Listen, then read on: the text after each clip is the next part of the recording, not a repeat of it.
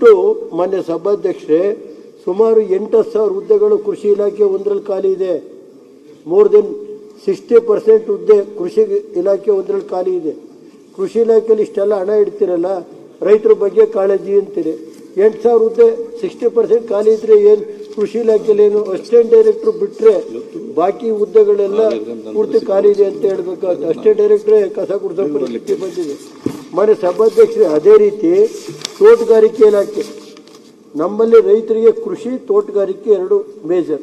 ತೋಟಗಾರಿಕೆ ಇಲಾಖೆಯಲ್ಲಿ ಮಾನ್ಯ ಸಭಾಧ್ಯಕ್ಷರೇ, ಮಾನ್ಯ ನಮ್ಮ ಸಚಿವರೇ ಉತ್ತರ ಕೊಟ್ಟಂಗೆ ಇವತ್ತು 18,000 ಹುದ್ದೆ ಮಂಜೂರಾತಿ ಆಗಿರೋದು, ಸುಮಾರು 7,074 ಹುದ್ದೆ ಖಾಲಿ ಇದೆ. ಮತ್ತು ಅದೇ ರೀತಿ ಇವತ್ತು ಕೃಷಿ ಮೋರ್ ದೆನ್ ಇದು 50% ಆಗೋಯ್ತು. ಬರೀ ಭರ್ತಿ ಆಗಿರೋದು ಗುತ್ತಿಗೆ ಆಧಾರದ ಮೇಲೆ 4,000 ಇದ್ದಾರೆ. ಗುತ್ತಿಗೆ ಆಧಾರದ ಮೇಲೆ 4,000, ಖಾಲಿ ಹುದ್ದೆ ಇರೋದು 4,000, ಒಟ್ಟು 11,000 ಹುದ್ದೆ ಅಂದರೆ ಬರೀ 7,000 ಹುದ್ದೆ ಇರೋದು 18,000ಕ್ಕೆ. ಸುಮಾರು 60ರಿಂದ 70 ಭಾಗ ಕೃಷಿ ಇಲಾಖೆ ತಾಳಿ, ತೋಟಗಾರಿಕೆ ಇಲಾಖೆ ತಾಳಿ. ರೈತರದ್ದು ಬೇಜಾರ್ ಆಗಿರೋದು ಯಾವುದು? ತೋಟಗಾರಿಕೆ ಇಲಾಖೆ, ಕೃಷಿ ಇಲಾಖೆ. ಇವತ್ತು ಇವೆರಡೂ ಹುದ್ದೆಗಳನ್ನ ಭರ್ತಿ ಮಾಡೋದಕ್ಕೆ ಸರ್ಕಾರಕ್ಕೆ ಏನು ಸ್ವಾಮಿ 8-10 ವರ್ಷದಿಂದ ಕುಮಾರಸ್ವಾಮಿ ಅವ್ರ ಕಾಲದಲ್ಲಿ ಅಸಿಸ್ಟೆಂಟ್ ಡೈರೆಕ್ಟ್ರನ್ನ 1000 ಬಂಡಪ್ಪನವರಿದ್ದ ಮಾಡಿದಂಥ ಇದು. ಇವತ್ತೇನಾಗಿದೆ ಈ ಸರ್ಕಾರಕ್ಕೆ? ಅಲ್ಲೇ 3 ವರ್ಷ ಆಯಿತು. ನಾನು ಹಿಂದಿನ ಸರ್ಕಾರ, ಆ ಸರ್ಕಾರ, ಈ ಸರ್ಕಾರ ಇಲ್ಲ. ಈ ಸರ್ಕಾರನಾರು ಇವತ್ತು ಮಾಡೋದಕ್ಕೇನು? ರೈತರ ಬಗ್ಗೆ, ಕೃಷಿ ಬಗ್ಗೆ, ತೋಟಗಾರಿಕೆ ಬಗ್ಗೆ ಹೆಚ್ಚಿಗೆ ಮಾತಾಡ್ತೀರಿ. ಮತ್ತು ಪಶುಸಂಗೋಪನಾ ಇಲಾಖೆ ಮಾನ್ಯ ಸಭಾಧ್ಯಕ್ಷೆ, ಪಶುಸಂಗೋಪನಾ ಇಲಾಖೆ ಒಂದರಲ್ಲಿ ಮಾನ್ಯ ಸಭಾಧ್ಯಕ್ಷೆ, ಪಶುಸಂಗೋಪನಾ ಇಲಾಖೆಯಲ್ಲಿ ಇವತ್ತು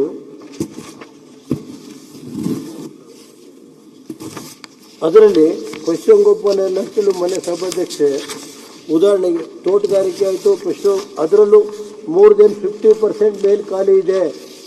60ರಿಂದ 70 ಭಾಗ ಇವತ್ತು ಪಶುಸಂಗೋಪನಾ ಇಲಾಖೆಯಲ್ಲೂ ಖಾಲಿ ಇದೆ. ಇವತ್ತು 56,000 ಹುದ್ದೆಯಲ್ಲಿ ಕೃಷಿ ಇಲಾಖೆಯಲ್ಲಿ ಎಷ್ಟು ಅಪಾಯಿಂಟ್ ಮಾಡ್ತೀರಿ, ತೋಟಗಾರಿಕೆಯಲ್ಲಿ ಎಷ್ಟು ಮಾಡ್ತೀರಿ, ಪಶುಸಂಗೋಪನಾ ಇಲಾಖೆಯಲ್ಲಿ ಎಷ್ಟು ಮಾಡ್ತೀರಿ, ಸಹಕಾರಿ ಇಲಾಖೆ ಇಲ್ಲಿ ರಾಜಣ್ಣರು ಕೂತವ್ರು ಸಹಕಾರಿ ಇಲಾಖೆಯಲ್ಲಿ ಅಲ್ಲೂ 60 ಭಾಗ ಹುದ್ದೆಗಳು ಖಾಲಿ ಇದೆ. ಇವತ್ತು ರೈತರಿಗೆ ಏನಾದ್ರು ನಿಜವಾಗಿ ಒಂದು ಯಾವುದಾದ್ರು ಸಂಸ್ಥೆಗಳು ರೈತರ ಪರವಾಗಿ ನಿಲ್ಲೋದು ಅಂದರೆ ಸಹಕಾರಿ ಇಲಾಖೆ, ಅದು ಬಿಟ್ಟರೆ ಕೃಷಿ ಇಲಾಖೆ, ಅದು ಬಿಟ್ಟರೆ ತೋಟಗಾರಿಕೆ ಇಲಾಖೆ, ಅದು ಬಿಟ್ಟರೆ ಪಶುಸಂಗೋಪನಾ ಇಲಾಖೆ.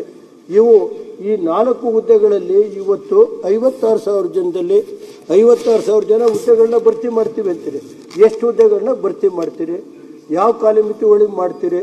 ದಯಮಾಡಿ ಇದನ್ನು ತಿಳಿಸ್ಬೇಕು ಅಂತೇಳಿ ನಾನು ಸಭಾಧ್ಯಕ್ಷ ನಿಮ್ಮ ಮುಖ್ಯಮಂತ್ರಿಗಳನ್ನ ಅಥವಾ ಸಂಬಂಧಪಟ್ಟ ಮಂತ್ರಿಗಳನ್ನ ನಾನು ಗಮನಕ್ಕೆ ತರ್ತಾ ಇದ್ದೀನಿ. ಮಾನ್ಯ ಸಭಾಧ್ಯಕ್ಷೆ, ಇವತ್ತು ಉದಾಹರಣೆಗೆ ಇನ್ನು ಬಾಕಿ ಇಲಾಖೆ, ಇವತ್ತು ಬೇರೆ ಬೇರೆ ಇಲಾಖೆ, ಕಂದಾಯ ಇಲಾಖೆಯಲ್ಲಿ ಎಷ್ಟು ಖಾಲಿ ಇದೆ ಹುದ್ದೆ? ಅದರಲ್ಲೂ 60% ಹುದ್ದೆ ಖಾಲಿ ಇದೆ. ವಿಲೇಜ್ ಅಕೌಂಟೆಂಟ್ ಖಾಲಿ ಇಲ್ಲ. ಒಂದೊಂದು ಸರ್ಕಲಲ್ಲಿ ವಿಲೇಜ್ ಅಕೌಂಟೆಂಟ್ 3, 4, 5 ಜನ ಚಾರ್ಜಲ್ಲಿದ್ದಾರೆ ಕಂದಾಯ ಇಲಾಖೆಯಲ್ಲಿ. ಅದನ್ನು ರಿಕ್ರೂಟ್ಮೆಂಟ್ ಮಾಡಬೇಕು ಅಂತೇಳಿ, ಯಾಕೆ ರೈತರಿಗೆ ಬೇಕಾಗುವಂಥ ಇದು ಇಲಾಖೆಗಳು, ಕಂದಾಯ ಇಲಾಖೆ ಇರ್ಬೋದು, ಕೃಷಿ ಇಲಾಖೆ ಇರ್ಬೋದು, ತೋಟಗಾರಿಕೆ ಇಲಾಖೆ ಇರ್ಬೋದು, ಪಶುಸಂಗೋಪನಾ ಇಲಾಖೆ ಇರ್ಬೋದು, ಸಹಕಾರಿ ಇಲಾಖೆ ಇರ್ಬೋದು, ಮೀನುಗಾರಿಕೆ ಇಲಾಖೆ ಇರ್ಬೋದು, ಇವೆಲ್ಲ ಕೂಡಲೇ ಭರ್ತಿ ಮಾಡಬೇಕು ಅಂತ ನಾನು ಸರ್ಕಾರನ ಒತ್ತಾಯ ಮಾಡ್ತೇನೆ ಸಭಾಧ್ಯಕ್ಷೆ ನಿಮ್ಮ ಮುಖೇನ. ಮತ್ತು ಇವತ್ತು ಮಾನ್ಯ ಸಭಾಧ್ಯಕ್ಷರೇ, ಇವತ್ತಿನ ಇದ್ರ ಪ್ರಕಾರ ಅವರೇ ಲೋಕೋಪಯೋಗಿ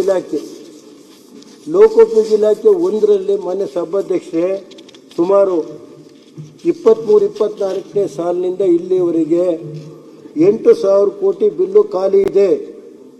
8,000 ಕೋಟಿ.